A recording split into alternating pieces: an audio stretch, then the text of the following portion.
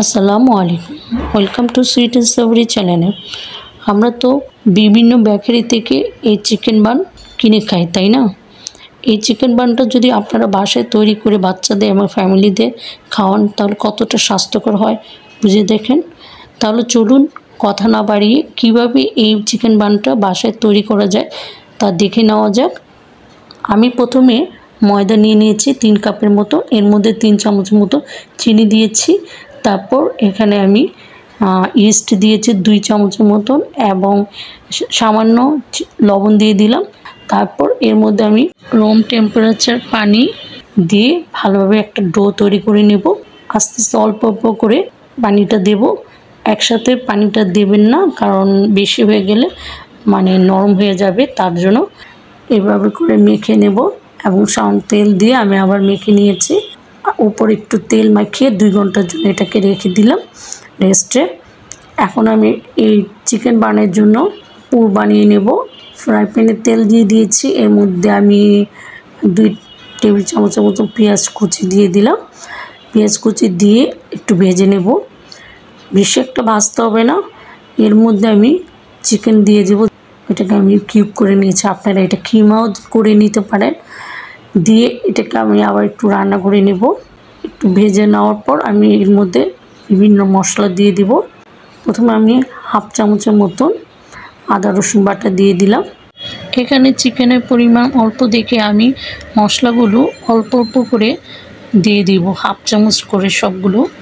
তারপর হাফ চামচের মতন মরিচের গুঁড়ো, হাফ চামচের মতন গোলমরিচের গুঁড়ো, স্বাদ মতন লবণ, হাফ চামচের মতন হলুদের গুঁড়ো দিয়ে নেড়ে নেব।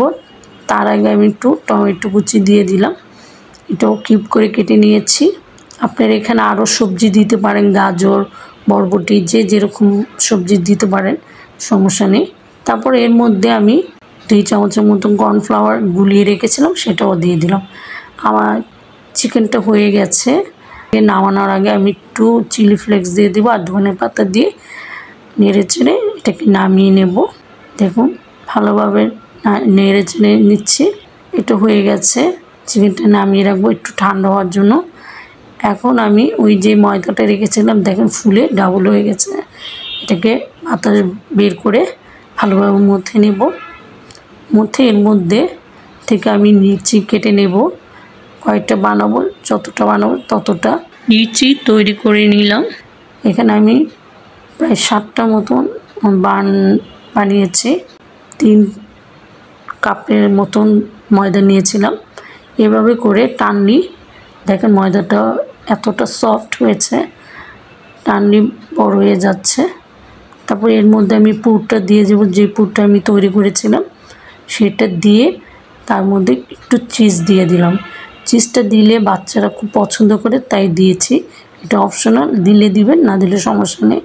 তবে এরকমভাবে সিল করে দেব যেন ভালোভাবে আটকায়। আপনার এটা লম্বাটেভাবেও করতে পারেন, যে যেরকম শেপ পারে দিয়ে নেবেন। বান দেখতে গোলটাই সুন্দর বেশি হয়, তাই আমি গোল আকারে করে নিলাম। আপনারা লম্বা করেও বানাতে পারেন। এভাবে করে আমি সবগুলো তৈরি করে নেব। আমি আরেকটা দেখিয়ে দিচ্ছি। এভাবে পুর দিয়ে চিজ দিয়ে মুখটা সিল করে দিবেন, সিল করে গোল শেপ করে নেবেন। এভাবে করে সবগুলো বানিয়ে নিয়েছি। বানানো হয়ে গেলে আমি এগুলো তেলে ভেজে নেব। দেখুন সবগুলো হয়ে গেছে। তেল বসিয়ে দিয়েছি, তেলটা বেশি একটা যেন গরম না হয়, তার আগে এগুলো ছেড়ে দেবেন বানগুলো, না হলে বেশি গরম হয়ে গেলে তাড়াতাড়ি কালার চলে আসবে, ভিতরে কাঁচা থাকবে। চুলা আঁচটা অবশ্যই মিডিয়াম টু লো রেখে এটা ভাজতে হবে। আমি আস্তে আস্তে করে সবগুলো ভেজে নেব। 1 পিঠ হয়ে গেছে, আমি উল্টিয়ে দিয়েছি। দেখুন কতটা সুন্দর হয়েছে আর খেতে অসম্ভব মজা হয়েছিল। আমি উল্টিয়ে দিচ্ছি, আমার ব্রাউন কালার হয়ে গেছে। এগুলো আমি এক একটা তুলে নেব।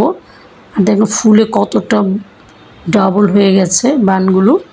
যারা তেল খেতে পছন্দ করেন না তারা চুলাতে বেক করে খেতে পারেন। আমরা যেভাবে পিৎজা বেক করে খাই সেভাবে বেক করে এই বানটা তৈরি করা যায়। আর এই বানটা যে কোনো বাচ্চাদের টিফিনে বা বিকেলে নাস্তা হিসেবেও রাখতে পারেন। খুবই মজা এবং বানিয়ে খাবেন আর আমাকে কমেন্টস করে জানাবেন কেমন হয়েছে। এখন আমি একটা ছিঁড়ে আপনাদেরকে দেখাবো ভিতরে কেমন হয়েছে। ভিতরে সফট হয়েছে, উপরে একটু ক্রিসপি হয়েছিল, খেতে খুবই মজা হয়েছে। দেখেন চিজটা গলে গিয়েছে আর খেতে মাশাআল্লাহ অনেক মজা হয়েছিল। এই ভিডিওটা যদি এতটুকু ভালো লেগে থাকে তাহলে অবশ্যই সাবস্ক্রাইব করবেন এবং লাইক শেয়ার কমেন্টস করবেন। এই ভিডিও ডিসক্রিপশন বক্সে আমার ফেসবুক লিঙ্কটা দেওয়া থাকবে, সেখানে অবশ্যই একটা করে ফলো দিয়ে রাখবেন আর লাইক কমেন্টস করে আমাকে জানাবেন রেসিপিটা কেমন হয়েছে। আজ এই পর্যন্ত, সবাই ভালো থাকেন, সুস্থ থাকেন, আল্লাহ হাফেজ।